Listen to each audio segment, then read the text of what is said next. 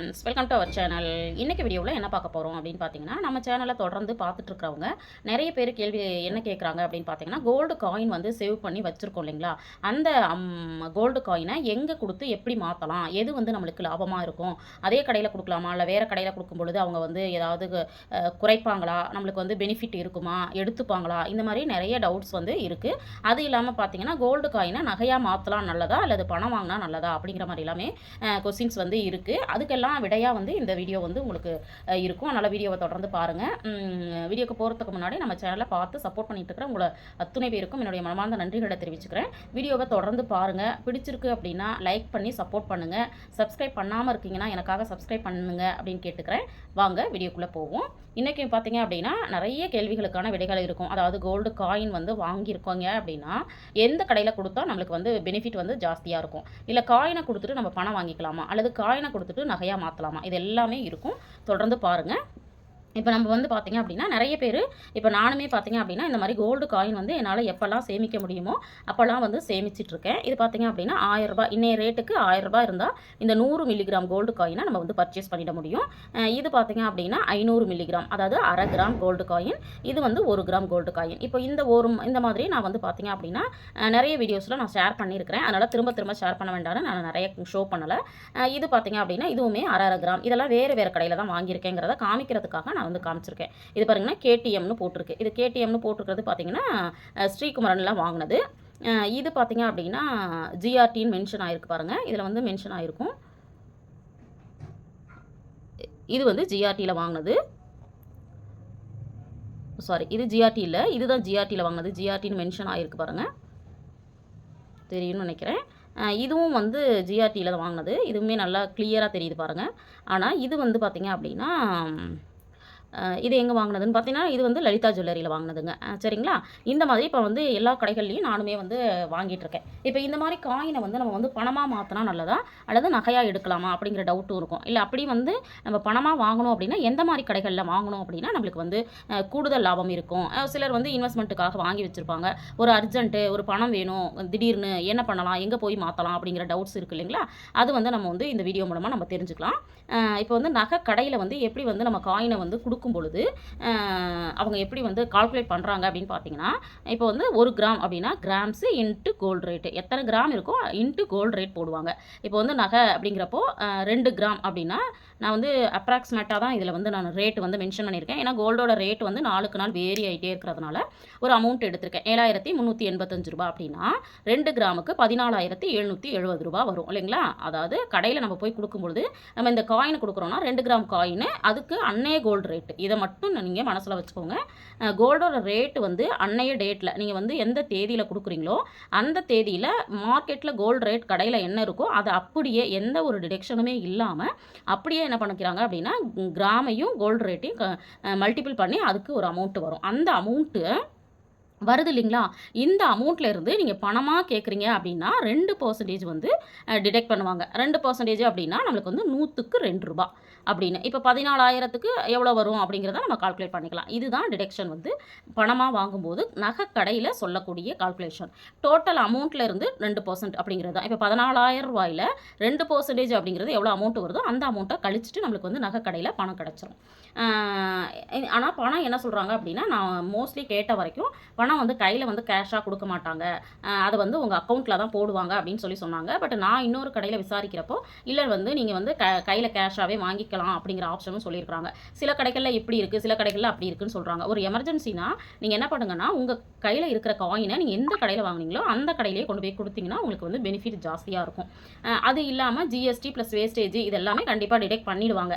நீங்கள் என்ன gold rate அன்றைக்கி இருக்கோ அந்த கோல்டு ரேட்டுக்கு உங்களோட அமௌண்ட்டை எடுத்துப்பாங்க. அதில் 2% அமௌண்ட்டு மட்டும் தான் டிடெக்ட் பண்ணுவாங்க. இப்போ 10,000 ரூபா இருக்குது அப்படின்னா 2%னா 200 ரூபா தான் கம்மியாகும். அது ஒரு பெரிய லாஸ் கிடையாது. ஆனால் நம்ம காயின்ஸ் வாங்கும்பொழுது கொடுக்குற இருக்கிற ஜிஎஸ்டி வேஸ்டேஜ் இது எல்லாமே மைனஸ் ஆகிடும் ஆட்டோமேட்டிக்காக. அதனால் அதெல்லாம் மைனஸ் பண்ணி தான் கொடுப்பாங்க. இப்போ வந்து நகை கடையில் கொடுக்கும்போது எவ்வளோ அமௌண்ட் கிடைக்கும் அப்படின்னு பார்த்துட்டோம். இதுவே வந்து 24 கேரட்டாக இருந்துச்சுன்னா எந்த கடையிலுமே டிடெக்ஷன் இல்லை அப்படின்னு சொல்கிறாங்க. அப்போ என்ன பண்ணலாம், நம்ம வந்து 24 கேரட் வந்து வாங்குறதுக்கான ஆப்ஷன் இருக்கிறவங்க அதை கூட வாங்கி இன்வெஸ்ட்மெண்ட்டுக்காக வச்சிருக்கிறோம் அப்படின்னா அதில் வச்சுக்கலாம். அப்போ வந்து நம்மளுக்கு இந்த டிடெக்ஷன், இந்த 2% டிடெக்ஷன் இருக்கு இல்லைங்களா, இது வந்து வராது அப்படின்னு சொல்கிறாங்க. அப்போ வந்து இன்வெஸ்ட்மெண்ட்டுக்கு வந்து 24 கேரட் தான் பெஸ்ட்டு அப்படின்னு எக்கனாமிஸ்ட் சொல்கிறாங்க. ஆனால் 24 கேரட் வந்து பெஸ்ட்டா 22 கேரட் பெஸ்ட்டா அப்படிங்கிறதுமே வந்து எல்லாத்துக்கும் ஒரு பெரிய குழப்பம் இருக்குது. அதற்கான விடையுமே தெரிஞ்சுக்கணும்னு நினச்சிங்கன்னா கமெண்ட்டில் சொல்லுங்கள். நான் அடுத்த வீடியோ உங்களுக்காக அதுக்கு மேக் பண்ணி அதை வந்து உங்களோட ஷேர் பண்ணிக்கிறேன். எந்த கடையில் எடுத்தோமோ அந்த கடையில் விற்கும்போது டிடெக்ஷன் இல்லை அப்படின்னு சொன்னாங்க. ஏன்னா நான் ஒரு கடையில் கேட்டேன். அப்போ வந்து நீங்கள் எங்கள் கடையில் தான் வாங்கிருக்கீங்க அப்படின்னா நாங்கள் எந்த டிடெக்ஷனுமே இல்லாமல் அமௌண்ட் வந்து ஃபுல்லாக கொடுத்துருவோம் அப்படின்னு சொல்கிறாங்க. இன்னும் சில கடையில் பார்த்திங்கன்னா நம்ம வந்து வாங்கின பில்லு இருக்கு இல்லைங்களா, அந்த பில்லு கூட கேட்பாங்க அப்படின்னு சொல்கிறாங்க.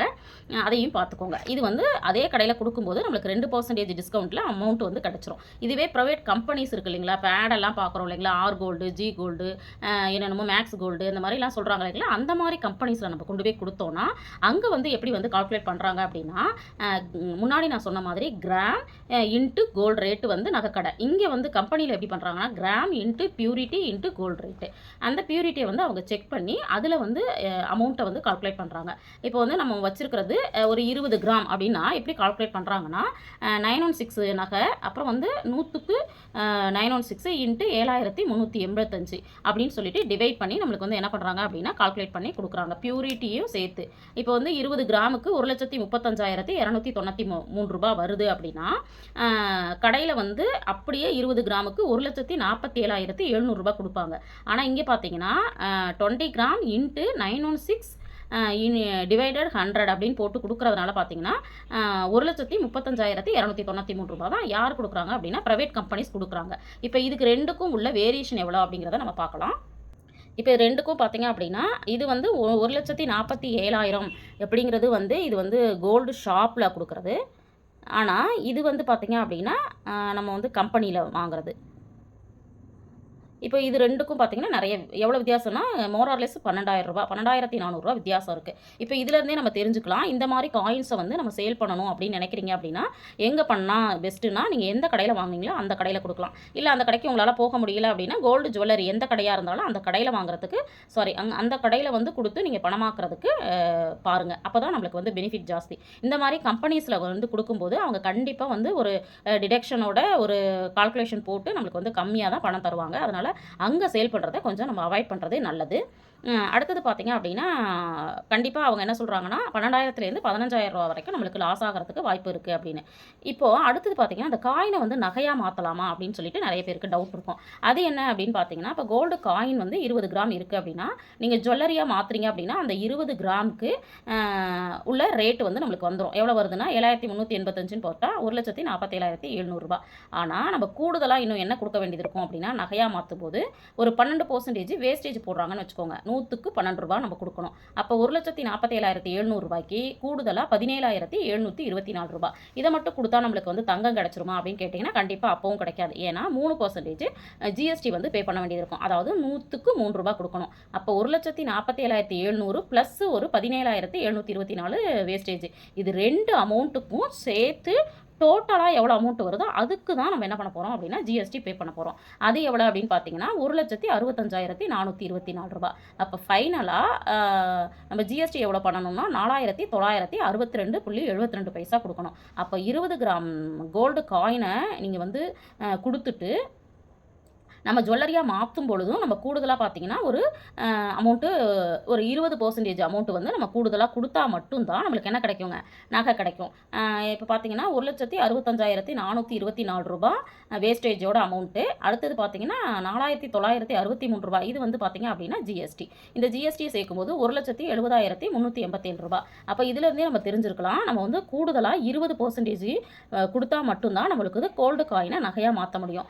ஆனால் நம்மளுடைய தேவைகளை பொறுத்து தான். நம்ம உங்களுக்கு வந்து காயினை வந்து தங்கம் அதாவது பணமாக மாற்றணும் அப்படின்னாலும் பண்ணிக்கலாம். நகையாக மாற்றணும்னா இந்த மாதிரி ப்ரொசீஜர் இருக்குது. இந்த நகையாக மாற்றுறது அதாவது இந்த காயின்ஸை நீங்கள் நகையாக மாற்றணும் அப்படின்னா கோல்டு டெபாசிட் ஸ்கீம் அப்படிங்கிற ஒரு ஸ்கீம் இருக்குது இல்லைங்களா, அந்த ஸ்கீமில் மாற்றும்போது நம்மளுக்கு வந்து வேஸ்டேஜ் ஃப்ரீயாகவும் ஜிஎஸ்டி மட்டும் பே பண்ணுற மாதிரி ஆப்ஷன் இருக்கும். அதுவும் எல்லா கடைகள்லையுமே இருக்குது. அதை பற்றியும் தெரிஞ்சுக்கணுன்னா கமெண்ட் பண்ணுங்கள். அடுத்தடுத்த வீடியோவில் நான் வந்து இந்த ஒன் டைம் டெபாசிட் ஸ்கீம் வந்து எந்த கடையில் வந்து பெஸ்ட்டாக இருக்கும் அப்படிங்கிறதையுமே அதில் என்ன மாதிரியான பெனிஃபிட்ஸ்லாம் இருக்கும் அப்படிங்கிறதையும் ஷேர் பண்ணிக்கலான்னு இருக்கேன். வீடியோவில் சொன்ன விஷயங்கள் உங்களுக்கு யூஸ்ஃபுல்லாக இருந்திருக்கும்னு நினைக்கிறேன். வீடியோ பிடிச்சிருந்தால் லைக் பண்ணுங்கள், ஷேர் பண்ணுங்கள், கமெண்ட் பண்ணுங்கள். மறக்காமல் நம்ம சேனலை சப்ஸ்கிரைப் பண்ணி வச்சுட்டு பாருங்கள். தேங்க்ஸ் ஃபார் வாட்சிங்.